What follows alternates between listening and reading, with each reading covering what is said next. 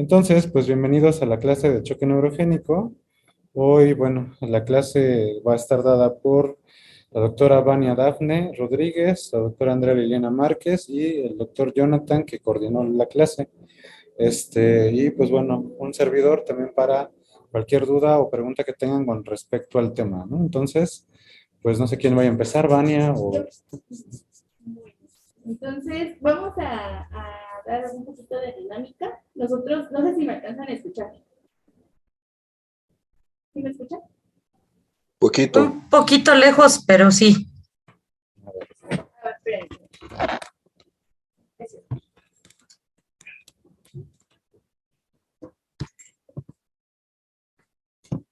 Bueno, ¿ya ahí me escuchan? Ya se escucha mejor. Ok, excelente. Entonces, pues recibimos a un paciente de 70 años, el cual se presenta en el área de urgencias, en ambulancia, referido del hospital de rehabilitación, por presentar caída de su bicicleta, es lo que nos refieren, al impactar contra una roca y sale proyectado el paciente. Esto fue aproximadamente a las 6 de la tarde. Portaba casco, es lo que nos mencionan. Los paramédicos refieren signos vitales a su llegada de TEA 112/74, cardíaca de 60, respiratoria de 18, temperatura de 16.3 y una escala de coma de Glasgow de 15 puntos, con dolor excesivo en región cervical. Nosotros lo recibimos en el área de triage al paciente aproximadamente a las 6:45 con los siguientes signos vitales. TEA 80/50, frecuencia cardíaca de 45, respiratoria de 18, temperatura de 36.3 y una escala de coma de Glasgow de 8 puntos. Expensas de ocular 2, verbal 2, motor 4, motivo por el que se ingresa al área de choque. Aquí alguien podría, bueno, ya sabemos el tema, sin embargo, aquí algo más que podrían descartar ustedes con este cuadro clínico. También aquí. O alguna otra información que falte. Recordemos que fue una caída, es una persona mayor. ¿Quieren saber algo más?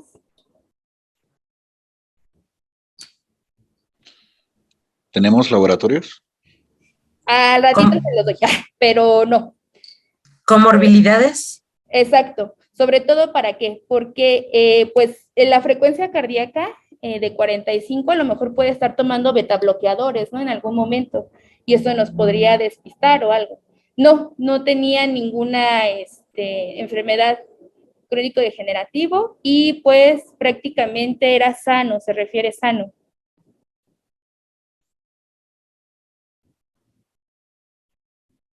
Nada, de todos modos vamos a seguirlo abordando más adelante, ¿ok? Entonces, esto es importante, sobre todo los horarios, ver que más o menos como que fue a las 8, a las 6 de la tarde, las tensiones arteriales con las que se encontró, frecuencia cardíaca, la escala de coma de Glasgow y sobre todo el que ya con el que vino con nosotros. No es que sea una situación que se presente así siempre, sin embargo, bueno, nosotros tratamos de hacerlo un poquito más esquemático para que también vayamos descartando otras posibilidades, como los choques que ya acabamos de ver, hemorrágico en algún momento, el choque hipovolémico, entonces, pues también hay que descartarlo. Sin embargo, pues este paciente tenía casco, tenía una escala de coma de lado de 15 al inicio, alguna lesión evidente pues no tenía, y pues nosotros lo recibimos de esta manera. Entonces nosotros vamos a comenzar con la definición, epidemiología, fisiopatología, manifestaciones clínicas, el manejo, las complicaciones y las conclusiones de esta presentación. ¿Bien? Bueno, entonces vamos a empezar con un poco de definición para saber bien de qué estamos hablando. Vamos a definir el choque neurogénico como una forma de choque distributivo. Ahorita en la fisiopatología les voy a explicar por qué es un tipo de choque distributivo. Y en el cual hay una lesión en el sistema nervioso simpático o en una lesión en la médula espinal. Es muy importante que tengamos en cuenta que la lesión tiene que ser por encima de T6 para que podamos considerarlo como un choque neurogénico. Vamos a tener algunas características, tres principales, que van a ser parte del choque neurogénico, que va a ser primero la pérdida del tono simpático, que nos va a condicionar una disminución en las resistencias vasculares sistémicas, con una consecuencia que va a ser la hipoperfusión sistémica. Ahorita vamos a ver más adelante en la fisiopato.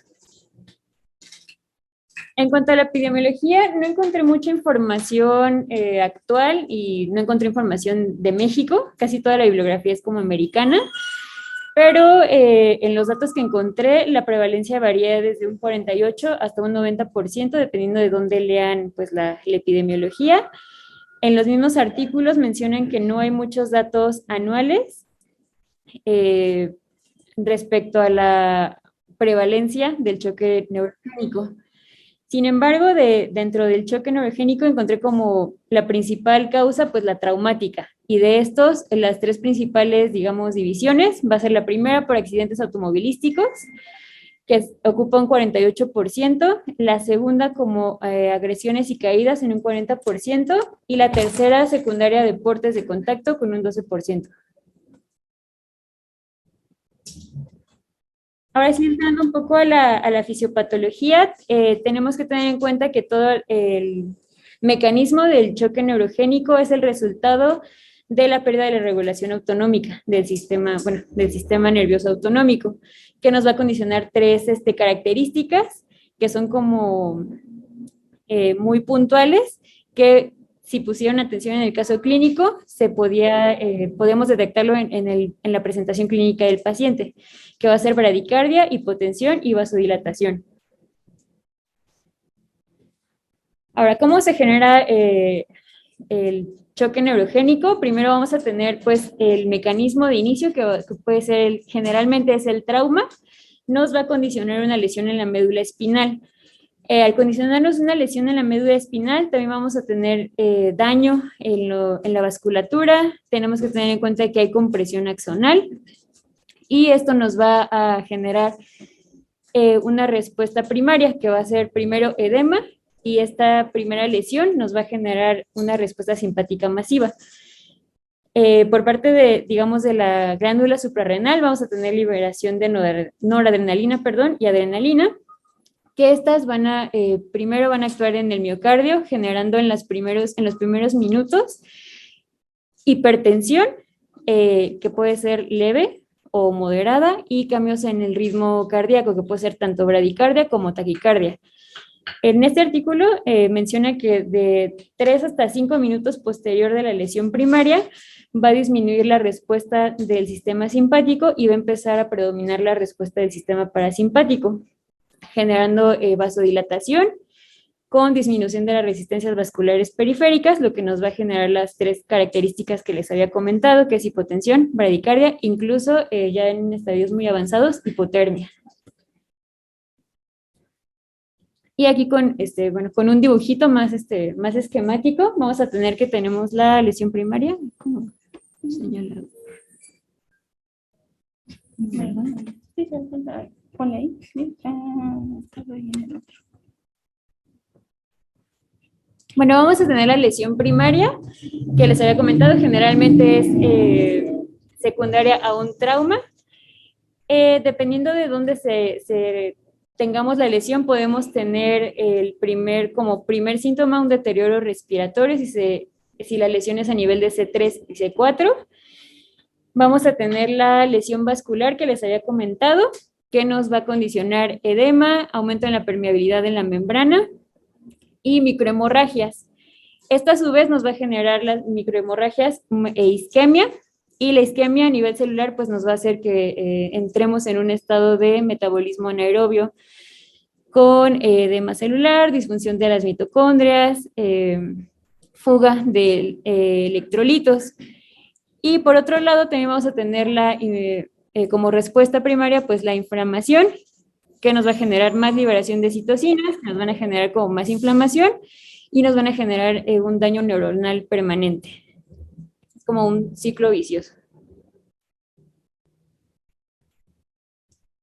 Y aquí en este otro, nada más es como para esquematizar bien por dónde, exactamente, digamos anatómicamente, por arriba de qué estructura se realiza la lesión, que sería por arriba de T6. Y las características de pues, lo que viene siendo el choque neurogénico con hipotermia, bradicardia e hipotensión arterial.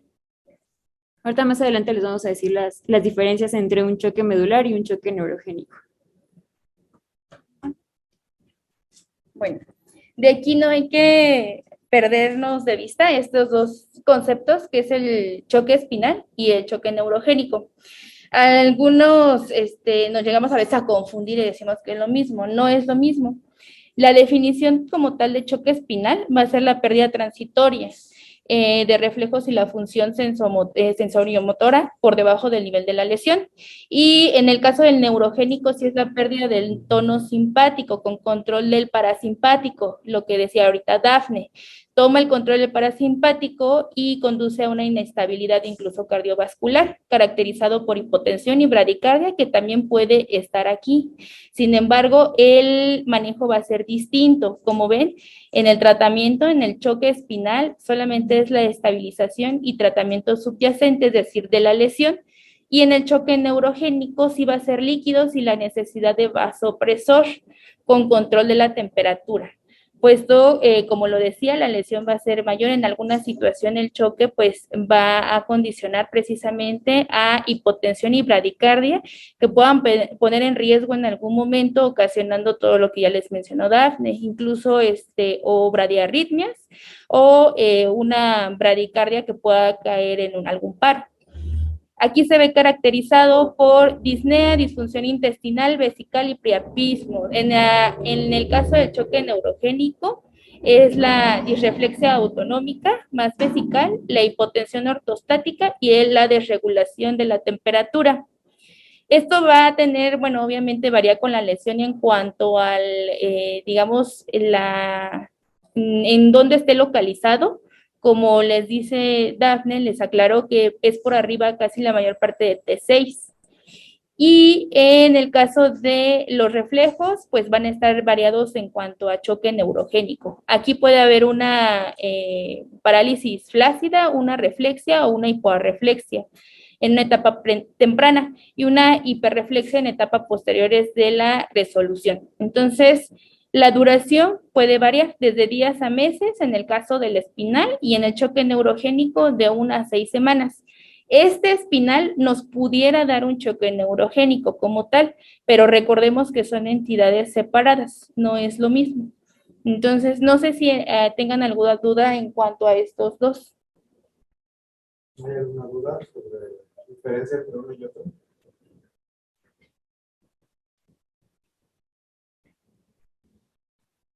¿No? ¿No? Ok. Bueno, el manejo básicamente, como lo acabamos de ver, va a continuar con el ABCDE. Entonces, vamos a tener nuestro abordaje, obviamente, como recuerdan el caso clínico, pues la persona sufrió un trauma y como lo que les mencionaba Dafne, la mayor parte son traumatismos, caídas y por automovilismo, choques automovilísticos. Entonces, 45 sobre un 40%, o sea, es la mayoría. Entonces, va a haber una reanimación con líquidos que obviamente al principio no va a responder, sin embargo, ya va a ser necesario el uso de vasopresores. Se dice que si mantenemos una PAM de 85 a 90 durante los primeros 5 a 7 días, podría tener éxito, digamos, en algún momento nuestro manejo. Por debajo de, incluso en la literatura, en un artículo que les pusimos en la bibliografía, viene muy especificado que han visto que TAMS por debajo de 50 en algún momento pueden llegar a, por arriba de 50 pueden llegar a tener un buen éxito en el manejo. Entonces, obviamente sería lo ideal tenerlo más por arriba de estos y sobre todo tenerlo en pues sobre todo en este parámetro. Sin embargo, pues si está por arriba de 50 sería lo ideal. Aquí, por ejemplo, continuando con el caso clínico, se esquematiza un poquito más. En cuanto a nosotros recibimos al paciente, pues obviamente se le maneja con una intubación orotraqueal con protección de la vía aérea debido al deterioro neurológico. Se intuba el primer intento con cánula 8, 22 centímetros de la arcada dentaria. Se programa el ventilador y es una adecuada mecánica ventilatoria. Entonces, al parecer no tenía alguna otra lesión. Se encuentra igual la frecuencia cardíaca en 45, con ritmo sinusal, esto es por la telemetría, bueno, checamos el monitor y es un ritmo sinusal completamente, por lo cual no responde a atropina. El llenado capilar es de 2 segundos, sin lesiones visibles, se coloca atropina sin adecuada respuesta. La TEA verificamos que sigue en descenso, 75/40, por lo que se inicia la norepinefrina. Y continuamos con nuestro abordaje, glucometría capilar de 110 y sin otras lesiones aparentes. Aquí, por ejemplo, ya se solicitan los exámenes de laboratorio completos, sin trastornos hidroelectrolíticos y reportan una hemoglobina de 14.4. Lo que aquí quisimos, sobre todo, verificar es de que la hemoglobina se encuentra normal para que nosotros en algún momento descartemos que estuviera ante un choque hipovolémico o que estuviera, porque no hay lesiones pues visibles. Sin embargo, al salir proyectado de la bicicleta, pues pudo haber pegado en alguna otra zona, pero no fue esta la situación. Hubo un ataque de cráneo y tórax únicamente con hallazgo de fractura en C1 y C2 y fractura de apófisis espinosa en C2. Se solicita interconsulta al servicio de trauma y ortopedia, la cual solicita resonancia magnética. Aquí tenemos unas imágenes, es como tal, vemos sobre todo las lesiones. En la primera alcanzamos a ver la fractura de C1 y en esta igual fractura y de la apófisis transversa. Entonces, aquí vemos las lesiones que cumplen prácticamente con los que les acabamos de mencionar. Por arriba de T6 está la lesión y no sé si recuerdan una imagen que puso Dafne ahorita al inicio que puede cursar con edema. Esta, digamos que líneas amarillas están señalando el edema que está presentando el paciente junto con una zona de hemorragia. Entonces, este caso clínico, de hecho, bueno, está en los artículos que nosotros leímos. Obviamente lo modificamos un poco porque en ese caso clínico, pues ya lo habían intubado en la zona donde tuvo la lesión el paciente. Entonces, nosotros quisimos intubarlo aquí. La cuestión es de que, no sé si tengan alguna duda en cuanto a estas imágenes. Esta es, por ejemplo, de la resonancia magnética y si pueda quedar un poco más claro lo que queremos esquematizar de alguna u otra forma. Todo el deterioro que fue cursando el paciente no respondía y prácticamente fue como un diagnóstico de exclusión. Al principio también se estaba pensando en alguna hipovolémico o algo más. Sin embargo, los criterios de exclusión los iban dando conforme íbamos dando el tratamiento. No es como de que llegue el paciente y todos veamos de que es un choque neurogénico, sino básicamente tenemos que ir por partes e ir verificando y descartando algunas otras lesiones y pues en este caso es muy evidente por las fracturas y en donde se encuentra. En el caso de las complicaciones cardiovasculares, entonces las cardiovasculares como la bradicardia prolongada o severa que pueda requerir marcapasos, incluso nos mencionaban, pero hay algunas que obviamente pueden llegar a ser mortales porque pueden caer en paro los pacientes. Hay algunas complicaciones como la disreflexia autonómica, ya tuvieran la tonicidad de la vejiga, entonces hay pacientes que ya pueden estar orinando, pues sí, que pierden precisamente el tono del esfínter y pueden tener pérdidas de la orina, hipotensión ortostática, ausencia de dolor torácico ante isquemia y el paro cardiorrespiratorio. Entonces esas complicaciones, sobre todo esta, es la que nosotros necesitamos estar abordando y en cierta manera evitando. Y como conclusiones, el shock neurogénico es la complicación más temida y difícil de tratar. Como les mencionaba, siempre es importante en algún momento, pues ir descartando y más en las situaciones de trauma, los otros choques como hemos visto, incluso algún obstructivo, hemorrágico, ir viendo y verificando, no es así que llegue y que todo sea neurogénico. La complicación cardiovascular son las principales causas de morbilidad y mortalidad. Para mejorar estos resultados debe realizarse el tratamiento rápido y agresivo de la hipotensión, es decir, una alta sospecha casi desde su ingreso. El tratamiento médico consiste en la administración de líquidos, así como los vasopresores, y lo que le mencionaba de la tensión arterial media. Por arriba de 50 podría ser un predictor fuerte para la recuperación. Los signos de shock, es lo que les mencionaba, algo variables en términos de tiempo, desde la lesión hasta el inicio, y a la luz de las diferencias entre pacientes, hay que individualizar sobre todo la reanimación con fluidos en el campo y si es necesario un alto índice de sospecha en el momento de la valoración inicial, ¿ok? Esta es nuestra bibliografía. Aquí es donde les menciono este último artículo, donde las tensiones arteriales mencionan que por arriba de 50 puede ser una tasa de éxito. Entonces, no sé si tengan alguna duda o si nos quiera complementar, doctor. Yo tengo una duda. Respecto a Ajá.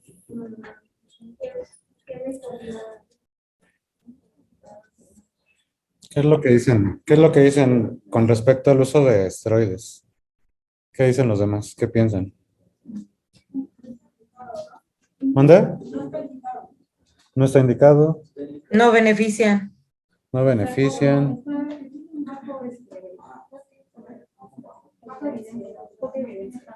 ¿Pero por qué pondrías un esteroide en esos pacientes? ¿Cuál es la justificación para el tratamiento con esteroides en este caso?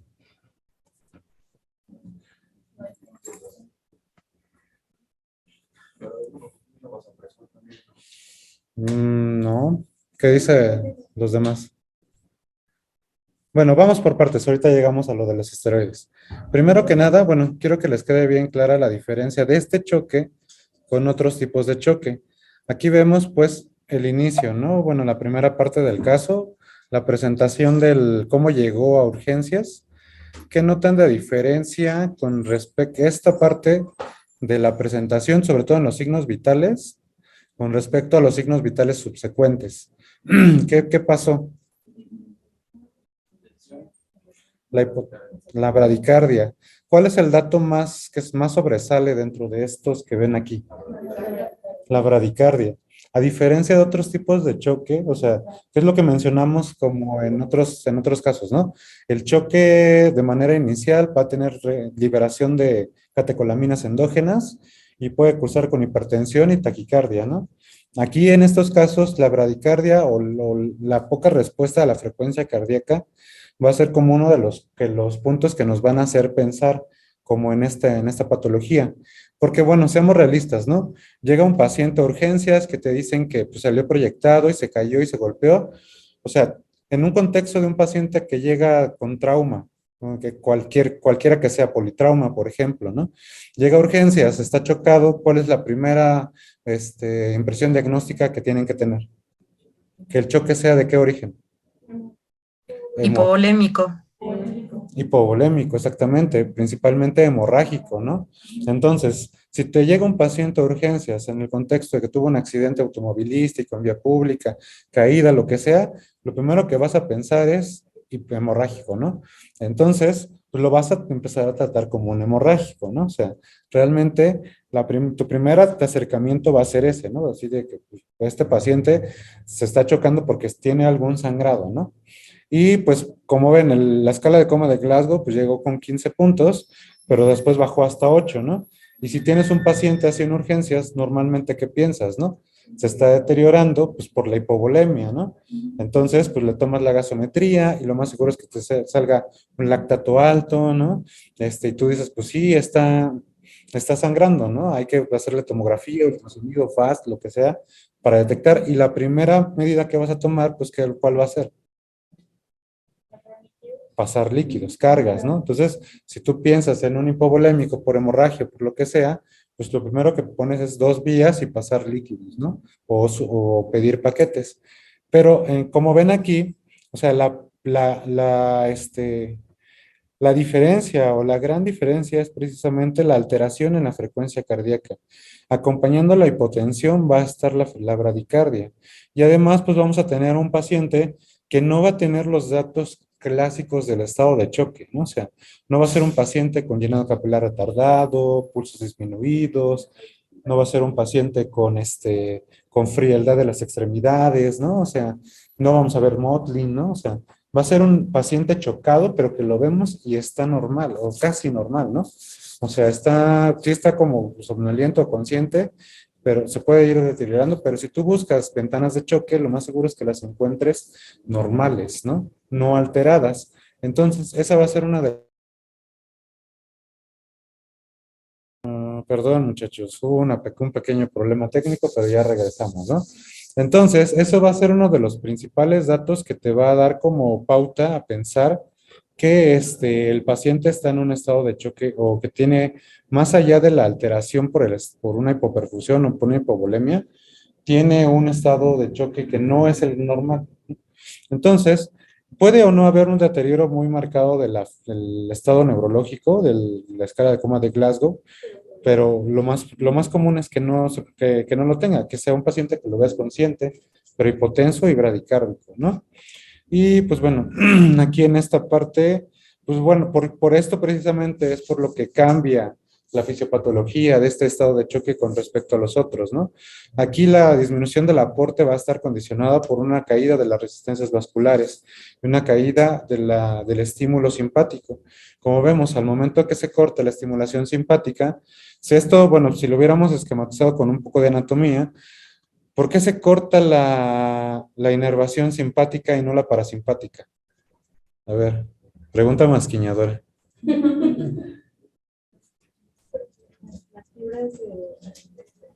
Porque se supone que a nivel de T6 es donde llegan las raíces del sistema nervioso simpático, y ya de T7 para abajo es más hacia el plexo solar y lo que tiene que ver con el con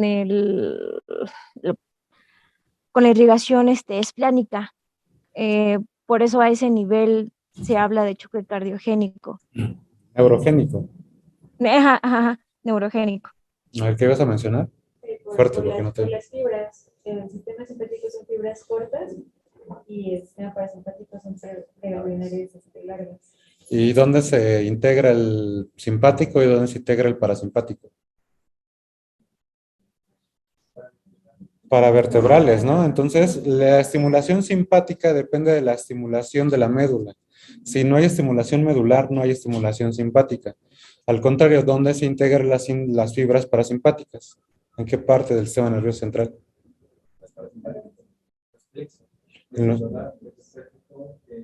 Y a nivel central se integran en el puente y en el bulbo, ¿no?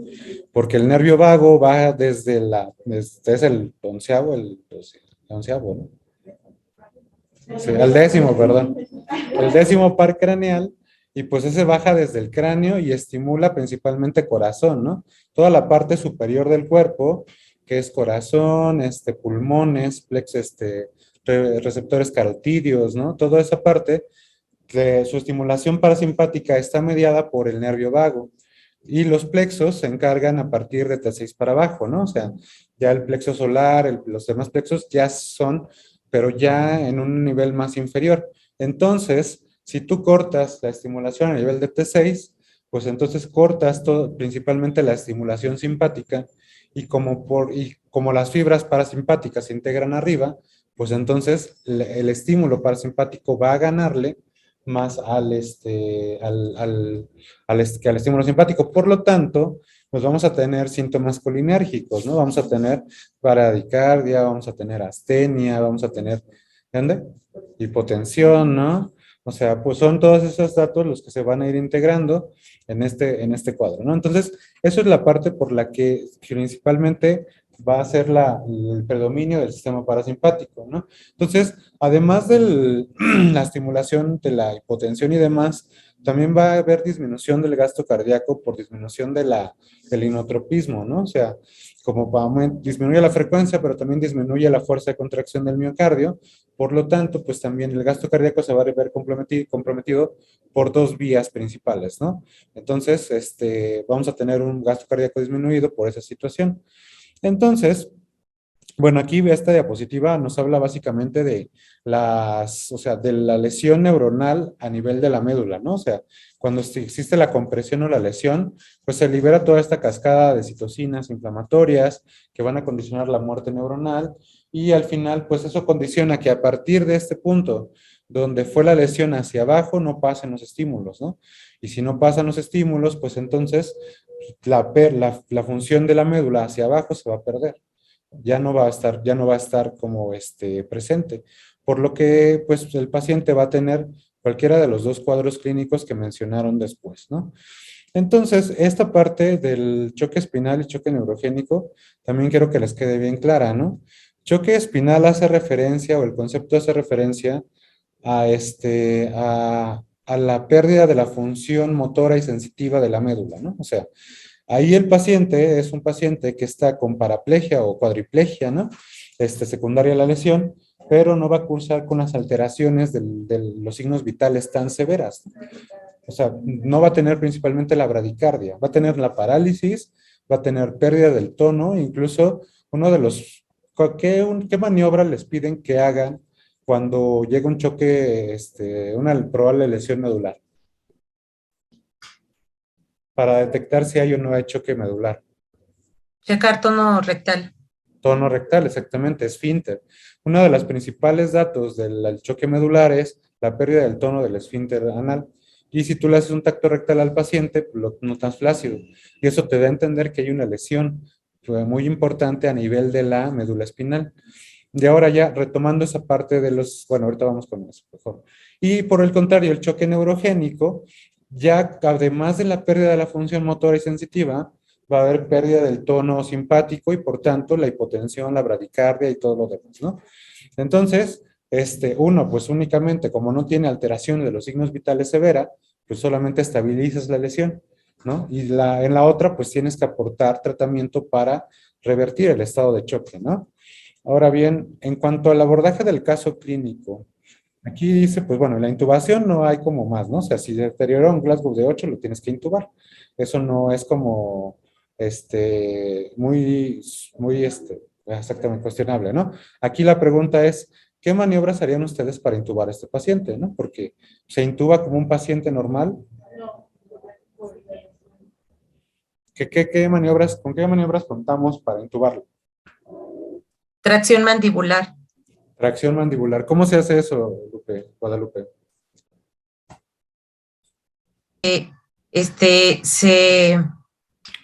Ay Dios, bueno, se tiene que agarrar el mentón del paciente y traccionar hacia arriba. El mentón, ¿qué dicen los demás?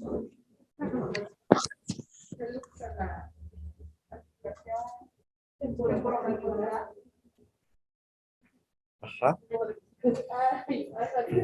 A ver, pásale ahí enfrente, Andy, y hácelo a ella. Aquí te van a ver en la cámara, porque la cámara está enfocando hacia allá.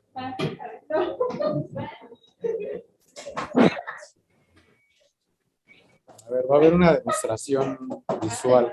Déjame acomodar la cámara para que... A ver, saluda a la cámara.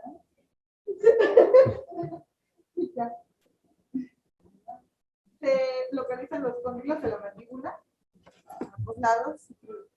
No te voy a luxar, porque duele un chingo. Entonces, lo que es eso, es presionar, ¿cómo puedo decirlo? Presionar y sacar o hacer una protrusión de la misma mandíbula, de forma que eso nos ayuda a exponer un poco más la parte de la faringe.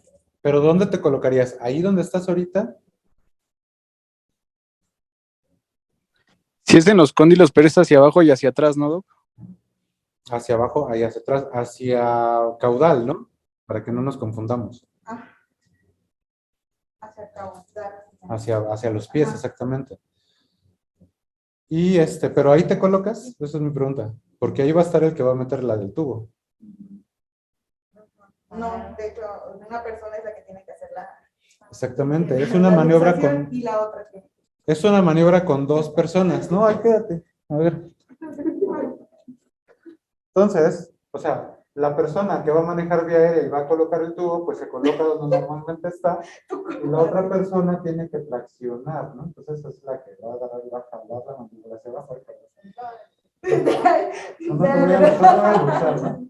Pero la otra Tenemos persona máximo aquí, perdón. estabiliza el cuello y tracciona hacia abajo la mandíbula y la tracciona hacia adelante, ¿sale? para que de esa manera, pues el piso de la lengua se levante y se pueda, y el que va a intubar, pues con la maniobra de la lengoscopía, lo pueda hacer de una manera más eficaz. Gracias, gracias.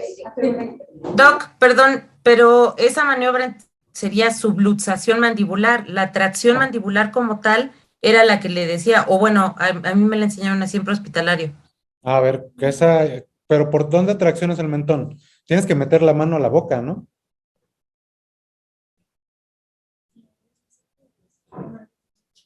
¿O cómo lo harías? Ay, perdón, creí que estaba prendido el micrófono. No, Doc, bueno, o sea, si es para intubar, alguien la tiene que traccionar desde enfrente. Ajá, pues bueno, sí, pero tú Por eso empujarías. le digo, no sé, yo hacía la diferencia entre tracción y subluxación. Ok, pero ¿por dónde? O sea, ¿traccionas abajo de la mandíbula, en la parte del cuello, hacia arriba? O sea, ¿la empujas? Sí, como empujarla hacia arriba, Doc. Bueno, tarea, Lupita. Vas a Sí. agarrar una de tus muñecas, no sé, un muñeco, nenuco o algo así, o uno de carne y hueso, si quieres. Y De carne y hueso. vas a grabar un videíto ahí donde tú hagas la tracción para que lo podamos subir y todos lo podamos ver, ¿va? Excelente, Doc.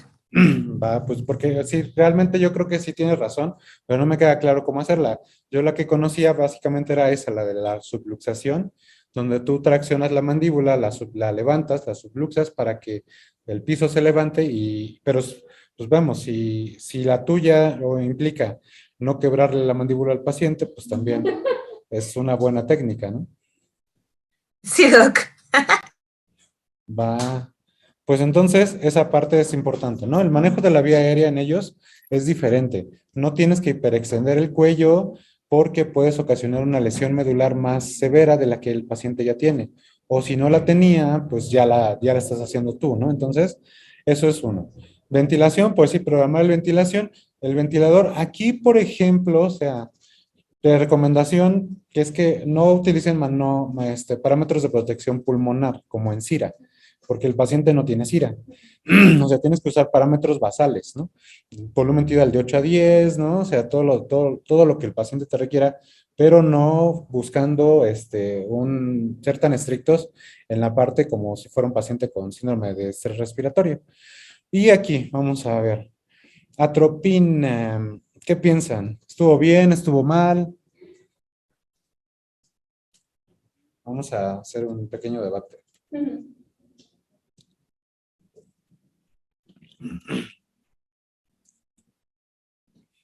A ver el foro. El grupo que está a distancia. ¿Qué piensan?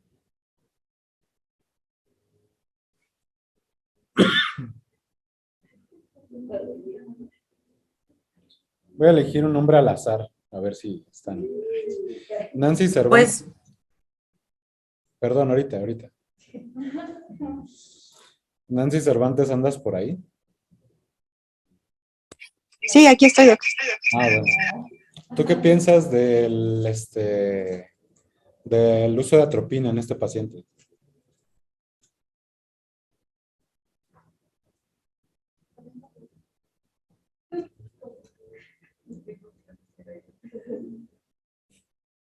Nancy. Bueno, perdón. Como no sabíamos bien el tipo de choque que tenía y tenía bradicardia el paciente, pues sí pudo estar bien justificado el uso de la atropina. Ok, muy bien. Pues bueno, sí, dentro del algoritmo de bradicardias, pues te dice que es atropina, ¿no? Pero, ¿en qué contextos te dice que uses atropina en una bradicardia? ¿Cuál es la condición para usarlo? En bradicardia sinusal. No, pues forzosamente. en bradicardia sintomática. Sintomática, exactamente. La bradicardia te causa síntomas. Si la bradicardia no te causa síntomas, no le das tratamiento, la vigilas, ¿no? Entonces el algoritmo AHA, el ACLS te dice, frecuencia cardíaca, ok, está en bradicardia, no determina si es sinusal o no es sinusal, simplemente ves la bradicardia y dices, está sintomática, necesita tratamiento, ¿no? Entonces, no es sintomática, solamente se vigila y se mantiene pues en condiciones, bueno, le das aporte lo basal, pero la trata solamente si es sintomática. ¿La bradicardia que tenía este paciente era sintomática? A ver, Zoe, ¿tú qué opinas?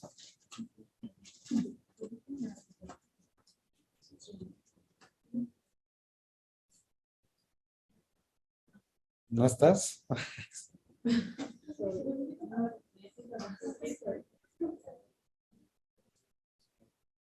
No, no está Zoe, creo.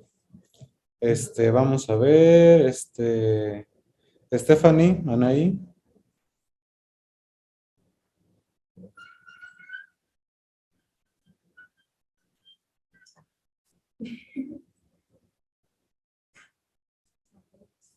Tampoco está Stephanie.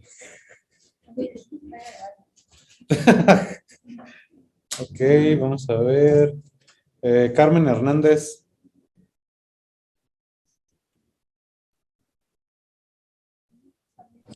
Ay, yo, Doc, pues, o sea, quizás no hubiera estado tan justificado por el hecho, no mencionaron como tal en el caso clínico si estaba sintomático o asintomático el paciente. Quiero creer que estaba asintomático. Entonces, quizás no estaba tan justificado el uso de la atropina. ¿Tú qué piensas tú, Pamela? Me escuchan, ¿verdad? Sí.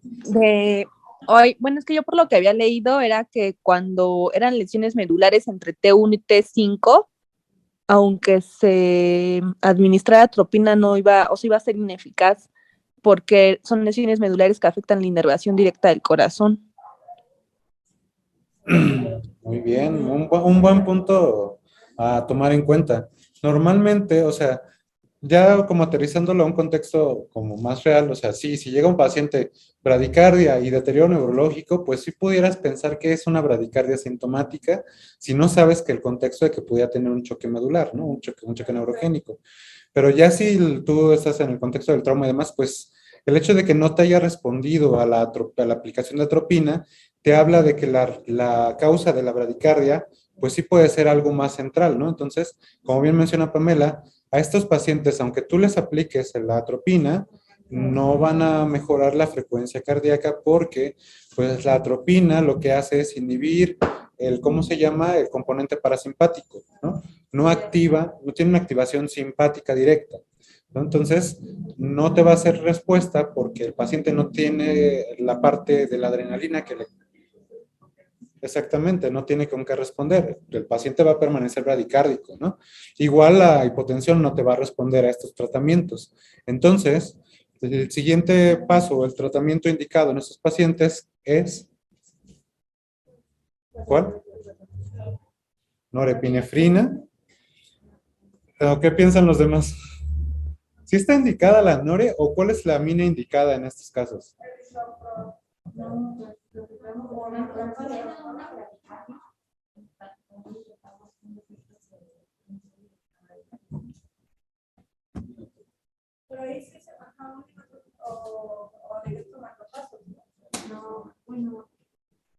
Bueno, en el contexto ya de todo, ¿no? La hipotensión, la bradicardia, ¿qué amina está indicada ahí?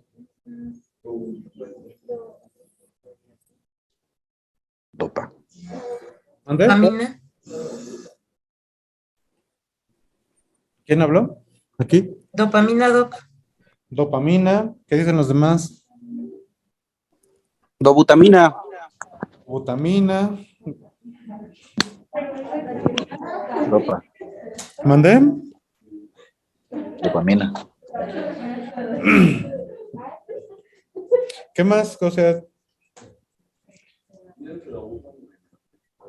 ¿Dobuta o qué?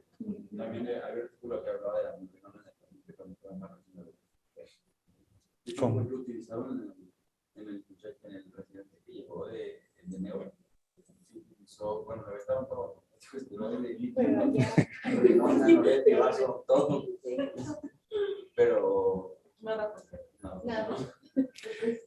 Entonces, ¿la norepia aquí estuvo mal puesta? A ver, Doc, hola. A ver, Jonathan. En primer lugar, Andrea, ¿cómo reanimaron a la paciente de este caso que presentaste? ¿Cómo? ¿Qué más le hicieron aparte de eso? O sea, pues lo pasaron directo al choque. O sea, el hecho llegó con esas frecuencias cardíacas y esa tensión arterial.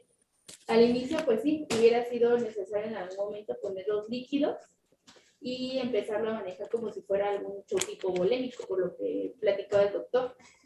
Pero se vio viendo cómo fue digamos, cómo fue escalando. Entonces, íbamos resolviendo conforme iba apareciendo. ¿Cómo la reanimas? Pero ¿cómo se reanimó? ¿Consideras que, independientemente de cómo la hayan reanimado, tú cómo lo hubieras reanimado? Primero con líquidos. ¿Cuánto? A 4 por kilo. A 4 por kilo. ¿Alguien más tiene alguna otra observación? ¿Así también lo hubieran reanimado a 4 por kilo?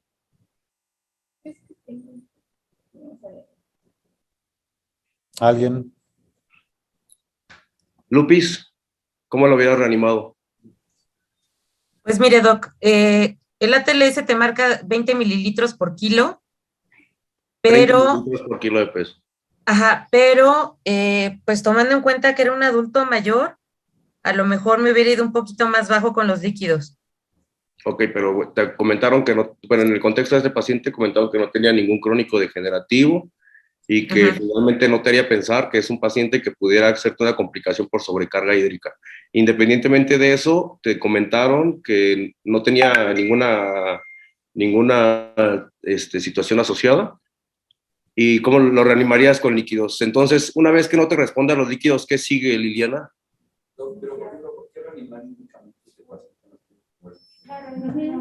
Aquí puedo participar un poco, estoy desde choque. Lo que he escuchado del... Ajá, sí. ¿Quién habla? Yo, Luis, estoy aquí en choque. Ajá. Por lo que he escuchado del caso clínico, que es un trauma raquimedular, la cuestión de la misma fisiopatología, por lo que hemos visto, los pacientes no responden a volumen por un problema más de la circulación simpática. Entonces, en caso de ellos, la reanimación con vasopresor temprana está indicada por la cuestión de mantener en metas de protección medular. O sea, sí una carga estaría indicada en la cuestión, como dice el doctor Jonathan, de volumen para manejar nuestras presiones, pero la realidad es que por el nivel de la lesión, sobre todo entre más arriba la lesión, más rápido nos vamos a entrar al shock medular. A eso vamos. Entonces, a eso vamos, Luis. Finalmente, sí, efectivamente, ¿no? Si ya tiene una reanimación, pero este paciente finalmente no está respondiendo a líquidos y finalmente vamos a concluir que tiene un choque refractario, ¿no? Entonces, finalmente, el tipo de choque que tienen estos pacientes es refractario porque no hay una adecuada terapia de primera línea. Entonces, finalmente, no es lo que tendríamos que hacer. En este caso, cuando no hay una reanimación refractaria a fluidos, lo ideal es iniciar el vasopresor. Y el vasopresor de elección es la norepinefrina, como bien lo comentaba el doctor Ortiz. En este caso, la dopamina es el siguiente y no se recomienda el uso de vasopresina en estos pacientes.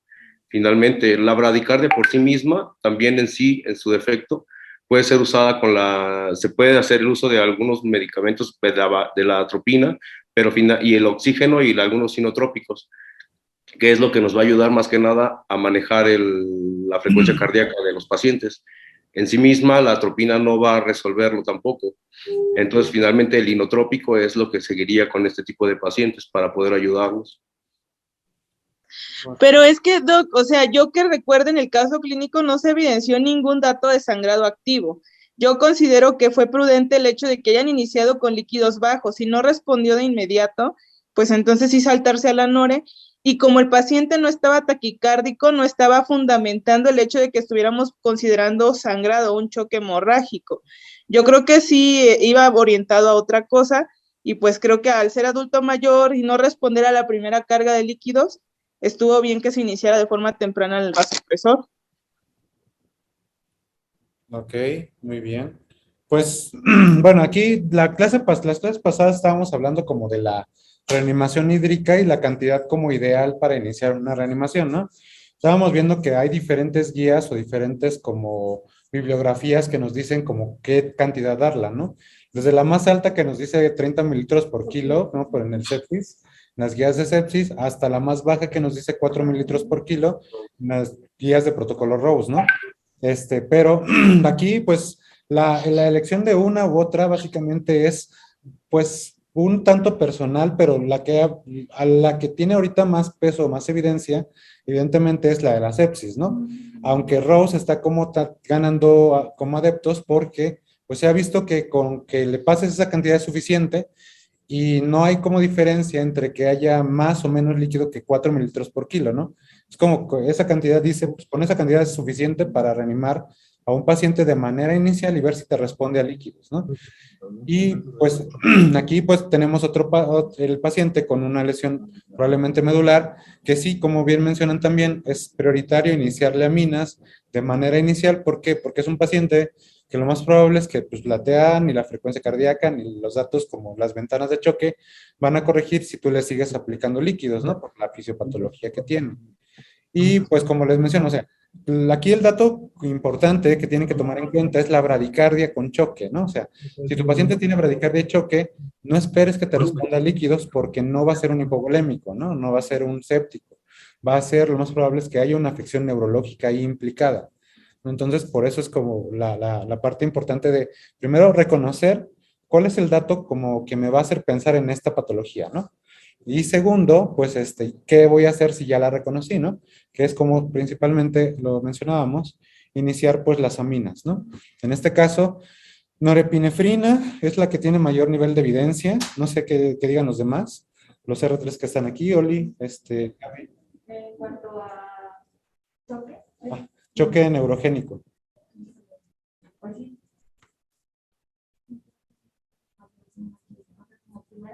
Uh-huh. Johnny.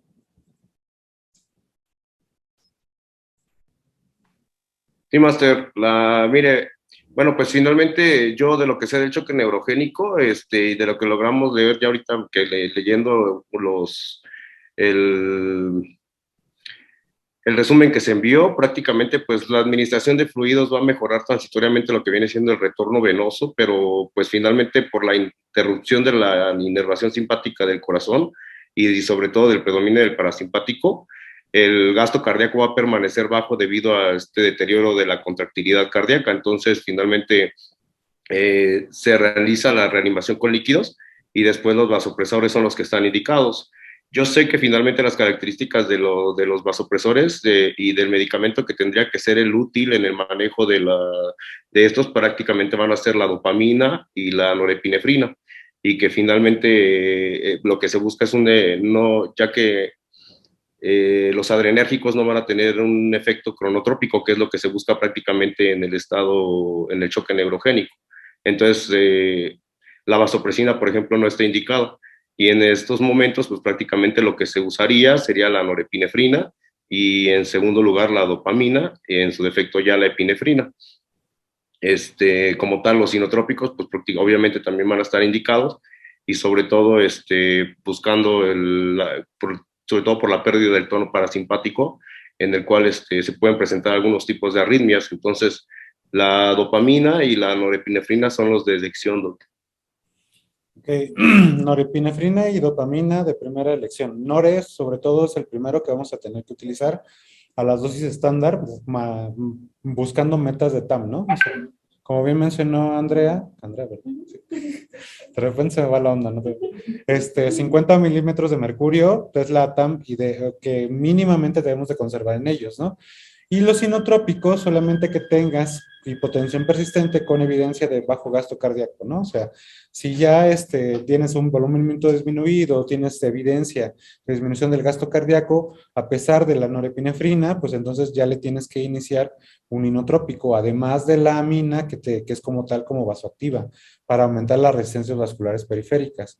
Recordemos que estos pacientes, la mayor parte de las situaciones, van a necesitar la terapia combinada, ¿no? Tanto de aumento de las resistencias como de aumento del inotropismo.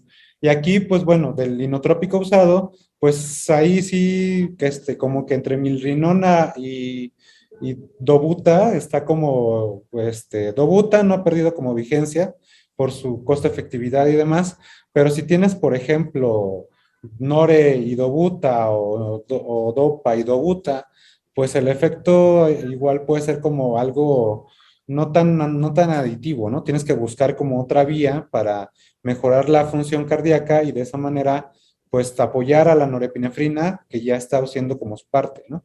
Claro, Entonces, ¿mande? sí, maestro, y la dobutamina lo que más que nada se intentaría ayudar a buscar con el inotrópico, como efecto inotrópico, ya es para mejorar también la bradicardia, asociada a al deterioro que ya tiene el paciente, vaya, ¿no? Por el mismo choque.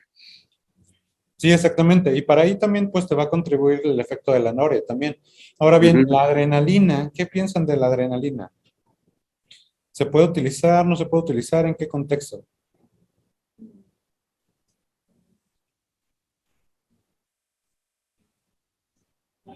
A ver, los de choque anafiláctico, ¿qué han leído sobre eso? Sí, sí se puede utilizar la adrenalina, pero, o sea, pasa lo mismo que con con el uso de la tropina. O sea, tienden a no respetar del todo, o sea, no tienen una respuesta que tenían normalmente en otro estado de choque, con otro tipo de paciente, por ejemplo, como el choque anafiláctico. Sí se utiliza, sí está, sí está dentro de los algoritmos, pudiera ser utilizado, aunque también, porque también dentro de los efectos secundarios de la epinefrina prácticamente lo que conduce son a algunas taquicardias y arritmias. Entonces, si puede utilizarse únicamente como tratando de mejorar en una situación aguda, pero no tendría que ser como de base prácticamente manejándolo como esquema de vasopresor. Sí se utiliza exactamente solamente si tu paciente no tiene respuesta a nore, ¿vale? Si tu paciente no responde a norepinefrina, no conserva tensiones arteriales en metas, pues le tienes que iniciar adrenalina como infusión, ¿vale? En infusión para mantener la perfusión, pero solamente como tratamiento de segunda línea, ¿no? Si no responde a la dosis o a las dosis altas de nore. Como bien mencionan, la vaso, pues aquí no tiene papel, ¿no? O sea, no va a tener un efecto adecuado y no va a tener un efecto aditivo. Entonces, si no responde a nore, pues entonces, y sigue hipotenso, pues le puedes cambiar a adrenalina, con el riesgo de que te puede generar mayores arritmias, isquemia miocárdica, isquemia esplácnica, ¿no? Pero pues sería como tratamiento de rescate, ¿no? Y ahora sí, esteroides. Esteroides, ¿por qué le darían esteroides? Vuelvo al punto. Bueno, aquí precisamente es la indicación por la cual se las darían, ¿no? O sea, normalmente en un estado de choque cualquiera, ¿cuál es la indicación del esteroide? Desinflamar. Choque refractario. Choque refractario. ¿Y por qué se da esteroide? Bueno, Doc, de ahí en tanto al esteroide, yo sí me quedé, porque finalmente hay unos artículos que sí comentan el uso reservado de la metilprednisolona sobre todo, porque lo comenta como parte de la reducción de la inflamación, ya que ayudan con la liberación de glutamato y alguna acumulación de los radicales libres, pero finalmente no hay nada claro y todavía se siguen haciendo, pues ahora sí que estudios, nadie lo avala como tal que forme parte dentro del tratamiento, pero sí hay quienes lo utilizan y sí hay bibliografía que también dice que lo puede ayudar, que se puede utilizar en algunos casos en los cuales haya un estado severo de inflamación, dependiendo de dónde esté la lesión, vaya. Pero no todos no está claro y tampoco todos lo dicen que se use, vaya. Ok, a ver. Yo, de hecho, creo que leí algo similar, doctor. Yo leí un artículo que hablaba sobre la función de los esteroides en pacientes con choque neurogénico y mencionaba algo como lo que está refiriéndose, que decía que son pacientes que tienen como tal un traumatismo y como es una cuestión medular, lo que hacía el esteroide era ayudar a la desinflamación y o fomentaba como tal que estuvieran mejor los pacientes o que tuvieran un mejor pronóstico. Pero uno que menciona, realmente se hizo era un estudio de observación en el cual llegaron a la conclusión de que el paciente con los esteroides tenían el mismo pronóstico, o sea, no había como tal una función, pero sí hay artículos, o al menos yo leí uno muy similar que el doctor está mencionando, donde hablaban sobre que ayudaba a la desinflamación a nivel medular, pero pues no cambiaba el pronóstico. Ok. Mi pregunta era más enfocada, o sea, a eso, porque la vez pasada tuvimos un caso que fue un trauma raquimedular y como que nos criticaron mucho el hecho de que por qué no le habíamos utilizado vuelos de metilfenisolona. Entonces, sí, o sea, ya se fueron como que el choque, el uso de esteroides, pero a nivel de estrés, o sea, sí se usa a nivel de estrés, pero mi pregunta era más enfocada en este choque medular. O sea, porque se había leído yo también lo que hacen los que decían que no, o sea, que no había ninguna evidencia que los de metilfenisolona. Se supone que hay algunos ensayos en los que se han hecho esta parte de combinar o de comparar el uso de esteroides con el choque medular, ¿no? Y que la teoría o la base en la que se centra para poder administrarlo es que disminuye la peroxidación lipídica, lo que disminuye el edema y a su vez permite mejorar el intercambio, los niveles de potasio intraextracelular que también participan en la mayor generación de edema y en la lesión, sobre todo como tal, de la fibra nerviosa. Y en la peroxidación lipídica para aumentar los productos propios de la inflamación que participa de la masa. Pero igual no son concluyentes porque no se encontró algún significado a largo plazo relevante o de supervivencia para el paciente. Ajá, pero de pronto. Estudios, ¿no? El NACIS y el NACIS 2. Ajá, eso uno del 80 y pico y otro como del 2014. Y explican nada más usando yo a un terreno clínico en pacientes donde hacen 2 ensayos. Creo que dos placebos en la representación y realmente no ven ni siquiera un cambio en la evolución y en la mortalidad. Por eso dicen que no, realmente lo que se estudió fue la evolución en mortalidad en esos 2 estudios, sí, no se modificó.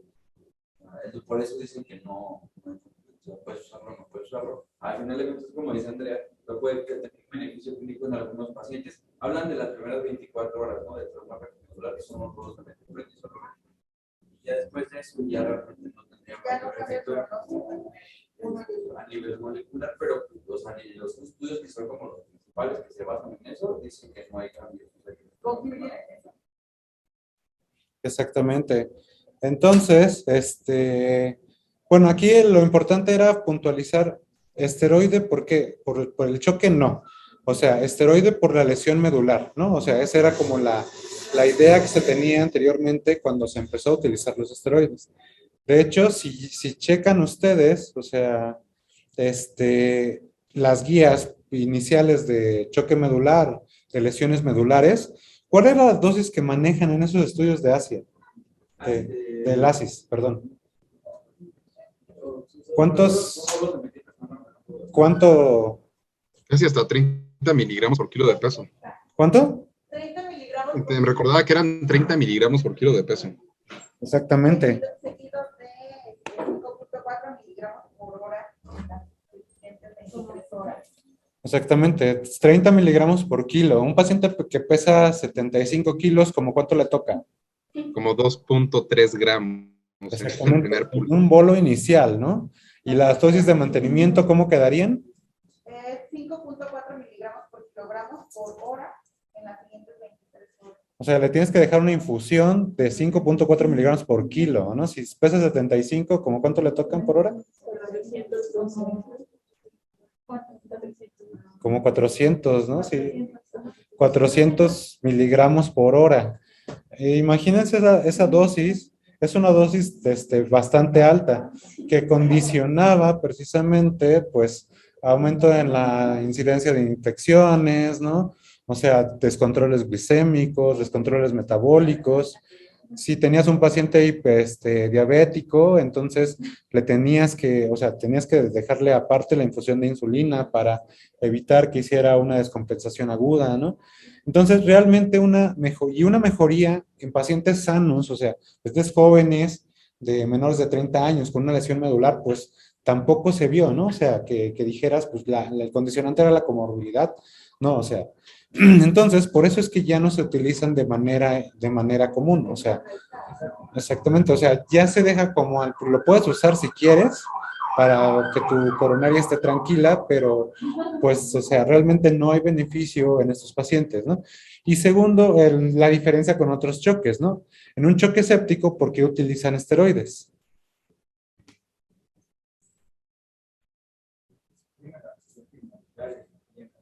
Pues, pero no es lo que no quieres, ¿no? O sea, bueno, la quieres regular, pero no suprimir. ¿Por qué usan esteroides en el choque séptico? A ver, ¿quién anda por aquí que no está? ¿Quién es iPhone de David?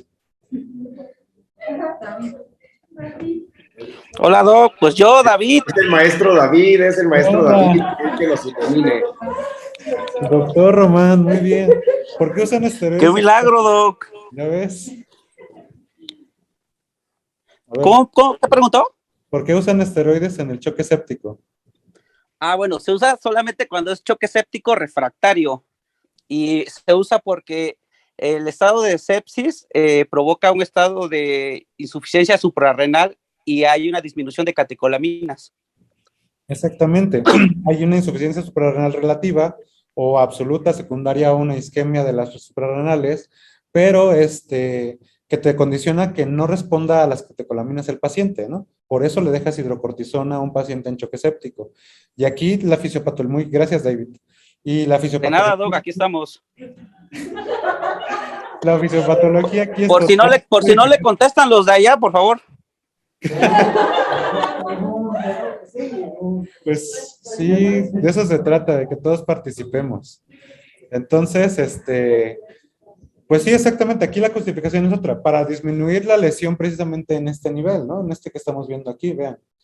Aquí que estamos viendo liberación de citocinas, lesión neuronal, y aquí es donde se supone que actuaba el esteroide, en la inhibición de la peroxidación, en la mejoría de la estabilización de la membrana, pero realmente mejoría real no se vio jamás, ¿no?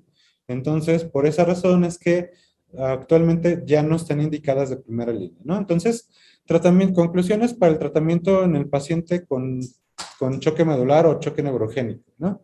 Primero, identificación, ¿no? O sea, el signo más característico que nos va a dar como pauta a pensar en esto son las alteraciones de las disautonomías, ¿no? La bradicardia asociada a hipotensión o un choque con bradicardia y pues sin datos claros clínicos de estado de choque, ¿no? Segundo punto importante, pues la estabilización de la columna cervical, el manejo de la vía aérea es primordial e importante siempre, ¿no? Tercero, el uso de líquidos, pues no va a ser como eficiente o eficaz, ¿no? Puedes dar un reto de líquidos, una reanimación inicial, pero no te va a responder el paciente a ella. Entonces, no tienes que limitar el aporte hídrico a lo basal, ¿no? Cuarto, pues la amina inicial es norepinefrina y puedes agregar un inotrópico si tienes evidencia de que persista con bajo gasto cardíaco o gasto cardíaco disminuido. Y como segunda línea, pues adrenalina en infusión. Y pues quinto, los esteroides no están indicados de manera sistemática.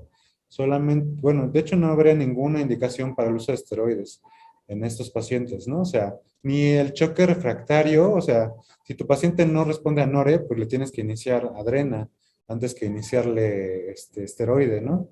Y en dado caso de que quisieras iniciar el esteroide, que no está recomendado, sería la dosis estándar, 200 miligramos al día, no la dosis de ataque que nos mencionan ahí en las guías de trauma medular, ¿no?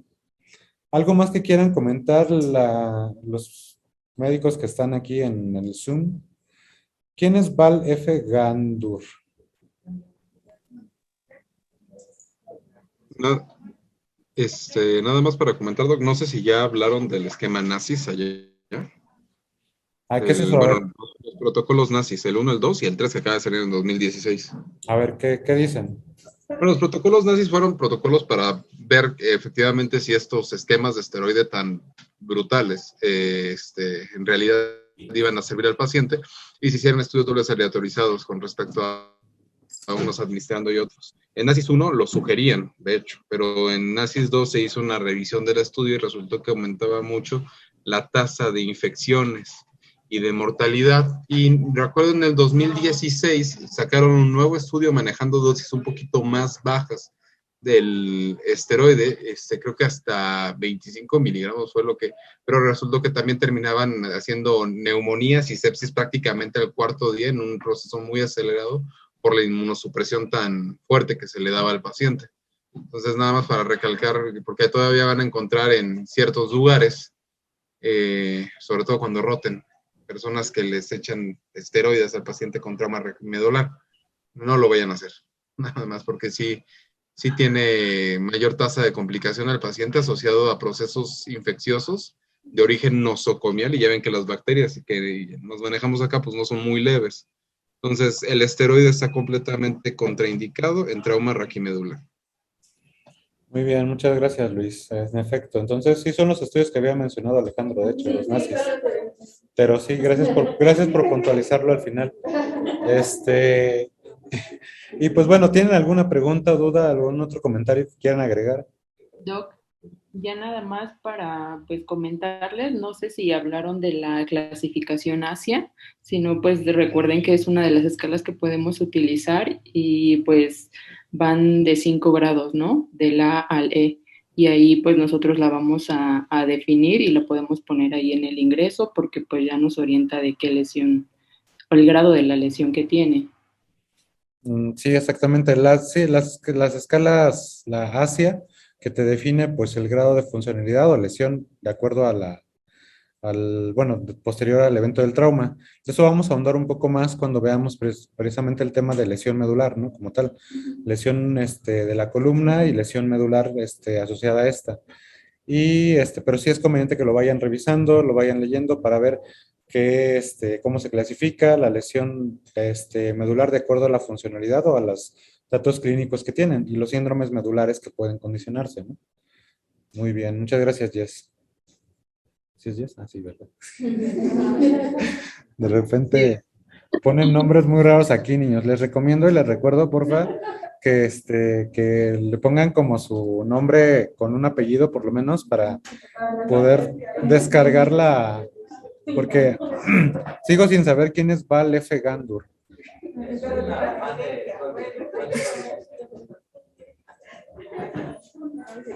No, pues no me quedaré con la duda porque tampoco está en la clase. Entonces, pues bueno, muchas gracias a los que nos acompañaron a distancia.